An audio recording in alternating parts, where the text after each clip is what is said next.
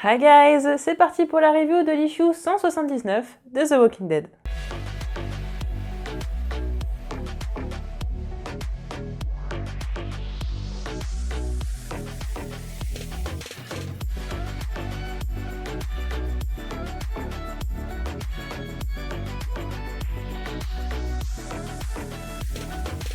Michonne est surprise de ce que lui a révélé Elodie. Que signifie donc « chacun doit rester à sa place » Sébastien répond que cela signifie que tout le monde a une dette envers sa famille, étant donné que sans eux, il n'aurait ni sécurité ni confort. Sébastien ajoute ensuite qu'il devrait reconsidérer ce qu'ils ont l'intention de lui faire, car cela est risqué. Mercer se permet de répondre au jeune homme que même si sa mère lui laisse faire beaucoup de choses, elle n'accepterait en aucun cas qu'il frappe des citoyens sans raison. Vexé, Sébastien gifle Mercer en lui disant que s'il a fait ça, c'était pour mettre les choses au point. Mercer n'a évidemment pas aimé ce geste inconsidéré et fixe le jeune homme qui se décompose d'un regard noir. Sébastien, terrorisé, annonce qu'il est temps pour lui de s'en aller. Des paroles approuvées par Mercer qui lui dit que c'est la meilleure chose à faire dans son intérêt. Alors que tout le monde se remet de ses émotions, Mercer essaie de calmer le jeu. Il leur explique qu'il y a quelques mauvaises personnes dans le Commonwealth, mais que cependant le territoire est tellement vaste qu'il est rare de rencontrer ce genre de personnes. Par ailleurs, il considère que par les temps qui courent, il y a plus grave que de se faire gifler. Ces excuses ne convainquent pas Michonne, qui pense que cela ne justifie en aucun cas le comportement de Sébastien. Mercer argumente en expliquant que supporter cela est un des sacrifices qu'ils ont à faire pour pouvoir vivre dans le Commonwealth, et que c'est la raison pour laquelle, quelquefois, ils ont besoin d'évacuer la pression. Siddiq était la seule personne qui avait entendu la conversation de Mercer avec un autre soldat, et explique donc au groupe ce qu'il a entendu. Qu'il parlait de la mort de la famille du gouverneur, ou du moins, comment il serait facile de les laisser mourir. Elodie avoue faire confiance à Mercer et est certaine qu'il n'a aucune envie de gouverner la communauté. Elle pense qu'il aime la communauté comme elle est. Stéphanie est d'accord avec Elodie et déclare que la classe supérieure ne cause que très rarement d'incidents de ce genre. Si la communauté fonctionne aussi bien, c'est parce que la paix est maintenue. Michonne ne comprend pas pourquoi Stéphanie parle de classe supérieure. Elodie explique que le système de classe est basé sur les professions qu'exerçaient les citoyens avant l'apocalypse. Si ces personnes étaient d'une classe supérieure avant l'apocalypse, elles le restent après. Tout le monde est assigné à un travail et chaque travail est accompagné d'un niveau. Niveau qui est proportionnel à ce qui a été fait avant l'apocalypse. Cependant, Stéphanie ajoute qu'une fois par an, il est possible de postuler à un emploi de niveau supérieur et que certaines personnes s'exercent toute l'année pour pouvoir réussir ces évaluations et grimper les échelons. La plupart des gens voient cela comme une inspiration, c'est un but dans leur vie. Eugène comprend. Effectivement, à Alexandria, ils n'ont jamais eu assez de personnes pour pouvoir développer un système de classe. Mais pour Magna, il est inadmissible de faire revenir un système de classe. Un système qui favorise des personnes au détriment d'autres. Michonne tente de calmer le jeu, car elle trouve la réaction de Magna disproportionnée. Selon elle, un système de classe est inévitable étant donné qu'il se rapproche de plus en plus de ce qu'était la civilisation. Elle ajoute d'ailleurs que ce système est un peu similaire à la colline puisque tout le monde ne vit pas dans la maison. Certains n'ont pas ce luxe et doivent vivre dans les bungalows. Elle pense que si le Commonwealth donne la possibilité aux gens de pouvoir monter de niveau, ce n'est pas si mal. Magna ne décolère pas, car pour elle, Michonne n'est pas objective étant donné qu'avant l'apocalypse, elle était avocate. Le groupe suit une visite guidée par Stéphanie et Elodie. Stéphanie pense qu'Eugène pourra aménager au Commonwealth et Siddiq réfléchit à l'éventualité de travailler dans le bâtiment. Cette visite est suivie d'un match de football qui va beaucoup enthousiasmer le groupe qui n'a plus l'habitude d'assister à cela. Lance s'entretient avec Michonne car il veut impérativement lui faire une proposition avant le départ du groupe pour Alexandria. Lance est très clair, il veut que Michonne reste définitivement au Commonwealth et ne parte pas avec ses camarades. Il argumente en lui expliquant qu'elle n'a pas de raison de partir puisqu'ayant été avocate avant l'apocalypse, elle aura la jouissance d'un poste de classe supérieure et pourra profiter de sa fille. Michonne ne met pas longtemps à réfléchir et finit par accepter. Pamela est prête pour l'expédition et tient à ce que son fils obéisse à Lance en son absence. Néanmoins, cela n'est pas du goût de Sébastien, ce qui provoque une dispute. Pamela, plus calme, dit à Sébastien qu'il a enfin la possibilité de pouvoir évoluer seul et de prouver qui il est. Elle sait que depuis la mort de son père, les choses ne sont pas faciles, que cette communauté est un cadeau et que la seule chose qu'il a à faire, c'est de prendre le temps d'y connaître sa place. Sébastien sait qu'il est destiné à de grandes choses et qu'il ne baissera pas les bras. Michonne annonce à Eugène qu'elle ne partira pas. Ce dernier est choqué car il considère qu'à Alexandria, ils ont toujours besoin d'elle, ce qu'elle nie.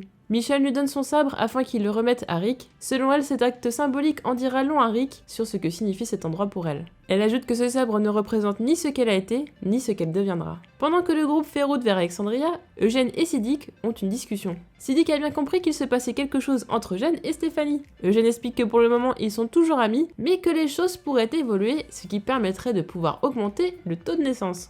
Princess, elle, est enthousiaste à l'idée de pouvoir enfin rencontrer Rick dont elle a tant entendu parler, et est très excitée de pouvoir choisir l'endroit où elle va vivre. La colline semble d'ailleurs être une bonne alternative. Pamela est intriguée par Eugène, c'est la raison pour laquelle elle demande à Mercer de quoi il est capable. Mercer lui répond que Eugène est très intelligent, qu'il serait probablement capable de fabriquer une voiture et qu'il est assurément un élément indispensable. Alors que la route fut longue et que le groupe arrive finalement à proximité d'Alexandria, Pamela ne peut s'empêcher d'exprimer son dégoût en voyant la communauté. Pour elle, il s'agit d'un trou à rats. Magna et Eugène, quant à eux, s'empressent d'atteindre Alexandria. Ils veulent prendre de l'avance sur les soldats afin de prévenir Rick de leur arrivée. Ainsi, si Pamela s'avère ne pas être une personne de confiance, ils seront prêts. Bon bah il y a quand même pas mal de choses intéressantes dans cette issue. Alors déjà on a un Sébastien qui est vraiment... le mec il est insupportable, on a envie de le tarter toutes les 2 minutes, sauf que c'est lui qui met des tartes. Sauf que lorsqu'il met une tarte à Mercer, le mec il apprécie pas trop, il le regarde, mais bon Sébastien il fait au moins 3 têtes de moins que lui, il est comme ça, donc du coup il est vite impressionné. Donc il s'en va, il est quand même très très lâche, hein. C'est quelqu'un qui utilise tout simplement son pouvoir pour mépriser les gens, mais qui lorsqu'il se retrouve seul face à quelqu'un très baraque, là il fait beaucoup moins le malin. Donc ce qui est à retenir du Commonwealth, quelque chose qu'on avait déjà pressenti dans les issues précédentes, c'est-à-dire qu'il y a un système de classes, et comme on s'en était déjà douté, ceux qui étaient déjà des personnes plus ou moins importantes, enfin qui faisaient déjà partie des catégories socio-professionnelles assez importantes, avant l'apocalypse, ont toujours ce même statut, c'est-à-dire que le gouverneur était peut-être gouverneur déjà avant, ce qui explique son statut, ou peut-être une politicienne assez connue, qui avait beaucoup d'influence. Donc ceux qui avaient de l'influence sur la société avant ont conservé cette influence et donc dirige le Commonwealth. C'est la raison pour laquelle Pamela Milton veut absolument que Michonne rejoigne la communauté, puisque Michonne était avocate et des avocats il n'y en a peut-être pas partout, hein. Surtout que voilà, l'apocalypse a quand même réduit le nombre assez drastiquement, donc il reste plus beaucoup d'avocats, donc tout ce genre de professions vont forcément intéresser Pamela, d'où la question de Lance, pourquoi au final Michonne vous avez envie de rentrer à Alexandria alors que votre fille est là, vous n'avez pas de raison, votre avenir est ici, ou en plus vous étiez avocate, donc alors autant que vous restiez, et c'est vrai que Michonne n'a pas beaucoup de contre-arguments à donner. Il y a sa fille, effectivement ils sont dans une communauté de 50 000 personnes qui est ultra développée, et en plus elle aura tout le confort dont elle a besoin puisqu'elle sera privilégiée en étant avocate. D'ailleurs je serais curieuse de savoir pourquoi ils ont besoin d'avocats, est-ce qu'il y a quand même des procès alors qu'il y a 50 000 personnes, enfin, c'est assez dingue, hein, des procès après l'apocalypse, c'est assez bizarre. Mais en tout cas Michonne serait nécessaire à la continuité de cette communauté, surtout elle va rester avec sa fille. C'est vrai que déjà sa fille lui en voulait de l'avoir abandonnée, elle et sa sœur, et forcément Michonne va vouloir se rattraper, et surtout elle a passé beaucoup trop de temps à penser que ses filles étaient mortes, et là une fois qu'elle retrouve sa fille, elle va rattraper le temps perdu, surtout que voilà, la vie c'est pas éternel, donc on sait jamais ce qui se passe demain. Donc Michonne va décider de rester avec Elodie, c'est quelque chose auquel on s'attendait, et surtout avec la cover de cette issue,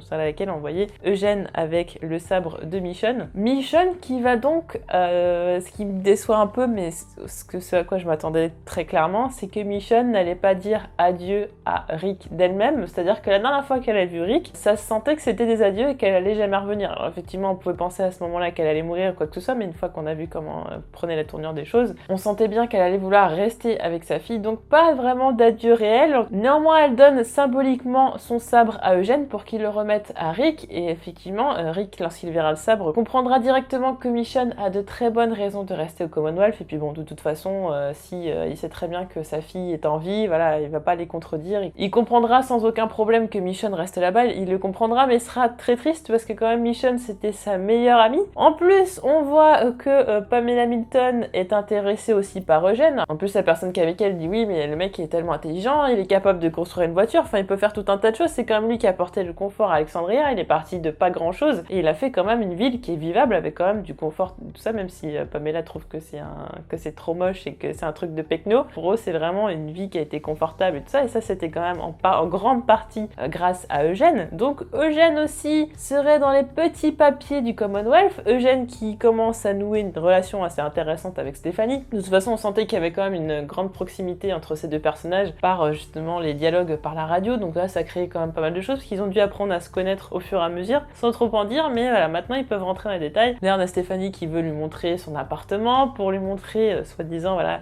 comment sont les appartements dans le coin, puisqu'elle a envie que Eugène s'installe, général. Donc Pamela veut d'Eugène, Stéphanie veut d'Eugène, donc lui aussi, voilà, ils vont trouver tous les arguments nécessaires à ce qu'ils partent là-bas. Donc on se dit Michonne, Eugène, voilà, des personnes qui sont même très très proches de Rick. Néanmoins, on a d'autres personnes qui sont pas trop intéressées par le Commonwealth, c'est-à-dire Magna, et puis même j'ai l'impression que Princess, même si elle est emballée par certains trucs, elle est plutôt intéressée pour aller à la communauté de, peut-être de la colline, donc j'ai hâte de voir comment ça va se passer avec Maggie, ça va être assez... ça va être quelque chose que je pense qu'elle va pas avoir beaucoup de patience. Et même la rencontre avec Rick, j'ai vraiment hâte de voir ça. Ce qui est intéressant, c'est que Princess, plutôt que de rester au Commonwealth, alors qu'elle, elle est restée toute seule, elle pourrait très bien rester dans une grande ville, voilà, avec 50 000 personnes et tout, enfin vraiment un grand territoire comme ça. Elle a fait connaissance de quelques personnes, elle s'est attachée à ces personnes, voilà, c'est quelqu'un peut-être pour qui les liens d'amitié sont très importants, et elle est restée avec les personnes avec lesquelles elle se sentait le plus en confiance, des personnes qu'elle apprécie. Donc voilà, elle se dit, finalement maintenant j'ai plein d'options. Elle était restée toute seule dans une ville pendant tellement longtemps, elle est restée à Pittsburgh pendant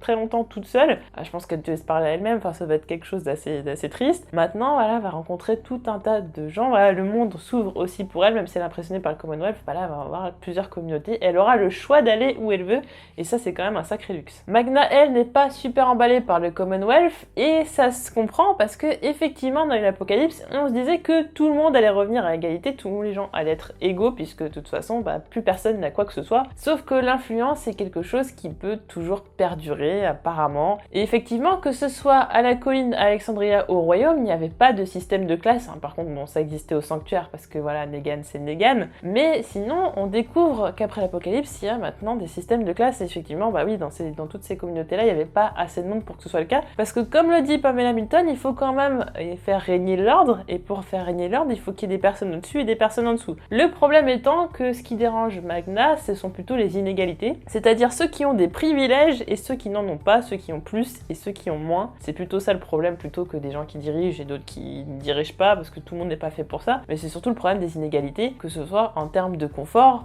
ou en termes de droit. D'ailleurs, Sébastien est peut-être le plus privilégié de tous après la gouverneure, et donc il utilise son droit pour faire n'importe quoi, c'est-à-dire claquer des gens ou autres, mais comme le disait Mercer, de toute façon c'est pas quelque chose que Pamela aurait vraiment apprécié. Donc Sébastien, on a une espèce de petite backstory, on sait du moins qu'il a très mal vécu la mort de son père, on ne sait pas comment il est mort, mais on peut supposer que c'est avant de trouver le Commonwealth, quelque chose comme ça. Donc sa méchanceté viendrait peut-être de ce fait-là, on essaye de lui trouver une excuse, mais peut-être qu'il n'y a pas d'excuse et qu'on va apprendre que c'est vraiment quelqu'un de vraiment pas gentil. En tout cas, il y a une phrase qui me fait tilt, c'est quelque chose qu'il va dire de lui-même, c'est-à-dire « Je sais que je suis destiné à de grandes choses », ce qui peut vouloir induire que Sébastien serait le successeur de Pamela, donc on aurait une espèce de monarchie en fait, ce serait pas du tout par élection ou ce genre de choses, ce serait pas vraiment un système démocratique. Le pouvoir se transmettrait donc d'ascendant à descendant, voilà, de toute façon ceux qui font pas partie de la famille ou qui ne sont pas descendants ne pourraient pas donc avoir le pouvoir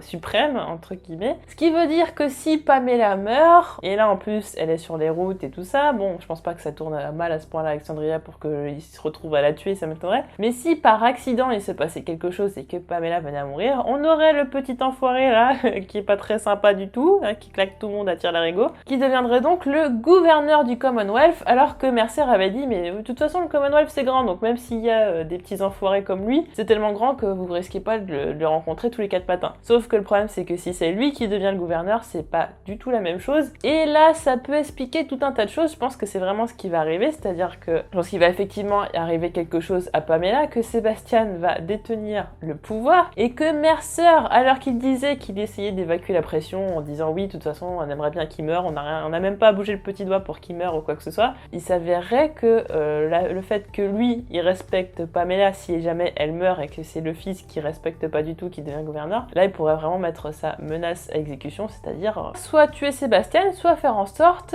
qu'il meure, c'est-à-dire en ne levant pas le petit doigt au moindre petit danger. Néanmoins, si Sébastien venait à se faire tuer, qui c'est qui pourrait bien le remplacer? Est-ce que finalement Mercer veut avoir le pouvoir alors qu'Elodie dit que non, que Mercer n'a pas envie de diriger du tout le Commonwealth? Peut-être que c'est bizarre, finalement Mercer pourrait avoir d'autres ambitions, on connaît pas trop ce personnage, ça a l'air d'être un personnage qui est juste et gentil. Il le dit lui-même, la communauté c'est quand même quelque chose d'incroyable, malheureusement malheureusement il faut faire des sacrifices, c'est-à-dire supporter les jérémiades de Sébastien entre guillemets, c'est-à-dire accepter aussi que chacun doit rester à sa place. C'est assez triste à dire, mais justement on revient à ce que disait Magna sur les inégalités, c'est qu'il y a des gens qui sont en bas, il y a des gens qui sont en haut, chacun doit respecter sa place, et c'est-à-dire que même si quelqu'un de la classe supérieure méprise des personnes d'en dessous, ils ne doivent rien dire parce que de toute façon ils ont quand même la chance d'être dans cette communauté et que c'est pas le cas pour tout le monde. La gouverneure trouve vraiment qu'Alexandria c'est nul, hein, ça pue, c'est pas beau, ça craint, c'est un petit nid de pecno, voilà, elle aime pas Alexandria, donc je pense qu'elle se dit qu'elle aura aucun mal à convaincre des personnes intéressantes de rejoindre le Commonwealth. Je trouve ça quand même limite parce que c'est quand même très facile de prendre les meilleurs éléments d'endroits qui sont quand même pas en sécurité, hein, c'est-à-dire que bon, le Commonwealth c'est vrai qu'il pourrait peut-être ramener quelques hommes et tout pour pouvoir protéger cette communauté, ou même agrandir le territoire, parce que le Commonwealth c'est pas une ville, c'est quand même un territoire, donc pourquoi pas le territoire pourrait dépasser Alexandria et tout ça, et que Alexandria et tout fasse partie de ce territoire. Mais le problème étant, c'est que si c'est le cas, ça veut dire qu'il n'y a plus vraiment de chefs dans les communautés, enfin voilà, c'est assez différent, c'est-à-dire que même Pamela pourrait choisir elle-même, c'est-à-dire que même Pamela pourrait choisir qui serait en charge de ces communautés, parce que je pense qu'il y a peut-être des gens par, je sais pas, district ou ville ou ce genre de choses, elle les choisit elle-même, ce qui veut dire que ce serait pas forcément Rick, Maggie ou William, c'est-à-dire ça pourrait être n'importe qui, peut-être même des gens qui viendraient de l'extérieur, c'est-à-dire du Commonwealth, ça pourrait être quelque chose d'assez dingue, mais surtout ce qui va l'intéresser c'est de prendre les meilleurs éléments de cette communauté, de les ramener au Commonwealth et de laisser ceux qui n'intéressent pas et qui peut-être ne pourront pas aider à faire prospérer la communauté, c'est-à-dire qu'on enlève Eugène, alors qu'Eugène justement comme je disais tout à l'heure participe au confort, à vraiment améliorer les communautés et tout ça. Si demain Eugène n'est plus là, qui sait qui va le remplacer, à moins que les enfants grandissent et tout, mais voilà, faut ces connaissances là et c'est Eugène qui peut les transmettre et qui peut les mettre en pratique. Si Eugène n'est plus là, c'est assez compliqué, donc là elle veut prendre les meilleurs éléments, tout ce qui l'intéresse, voilà, elle fait un petit peu son petit marché et elle laisse tous ceux qui l'intéressent pas. Donc je pense que Rick ça va pas trop,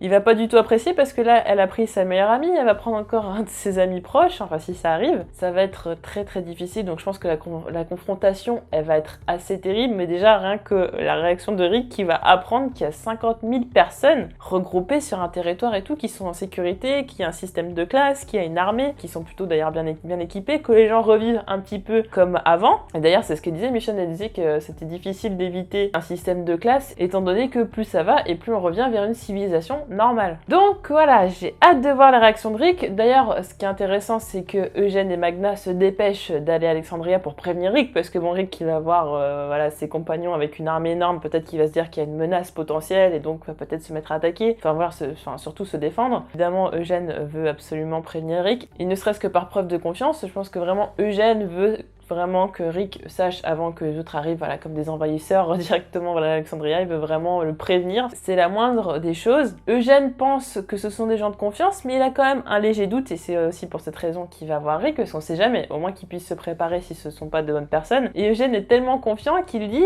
vaudrait mieux pour eux le Commonwealth, l'armée du Commonwealth, qu'ils soient des bonnes personnes et pas pour nous, c'est-à-dire que là pour l'instant ils se sentent tellement en confiance qu'il se dit que s'il y avait une quelconque menace, ce serait plutôt le Commonwealth qui s'en sortirait pas bien. Beaucoup de questions se posent donc après cet issue. Est-ce que Mercer va vouloir mettre à bien justement son plan? Est-ce qu'il dit qu'il voulait évacuer la pression avec les autres gardes et tout ça, mais qu'au final c'est peut-être pas le cas et il a vraiment l'intention de laisser tout le monde se faire tuer, enfin du moins la famille du gouverneur? Est-ce qu'on va revoir Michonne? D'ailleurs Roger me le dit, j'ai l'impression qu'on va se revoir bientôt, donc c'est possible. D'ailleurs j'aimerais bien qu'on revoie pour une dernière fois Michonne et Rick, même si je disais effectivement que leur dernière discussion avait l'air d'un adieu, mais pourquoi pas? Peut-être que Michonne se rendra compte que le Commonwealth c'est pas si bien que ça, je ne sais pas, et qu'elle voudra s'en aller avec sa fille, c'est possible si les choses tournent mal. En tout cas, en donnant son sabre à Rick, elle a laissé derrière elle sa vie d'avant, et par conséquent maintenant elle se focalise sur le futur avec sa fille. Va-t-il arriver quelque chose à la gouverneure? Ça c'est une très grande question, je ne sais pas si ce sera dès la prochaine issue, mais bon à mon avis il y a quelque chose qui va forcément mal se passer, et surtout comment ça se passe si jamais la gouverneure ne revient pas, comment on va avec une armée aussi grande et tout. Je pense que Mercer n'aura même pas envie de lever le petit doigt, donc ça va faire quelque chose d'assez incroyable. Et comment va se passer la rencontre entre la gouverneure et Rick? N'hésitez pas à me dire en commentaire ce que vous avez pensé de cette issue, vos théories pour les prochaines, n'hésitez pas à mettre un petit pouce bleu si vous avez aimé la vidéo, et on se retrouve très vite pour d'autres vidéos. Salut!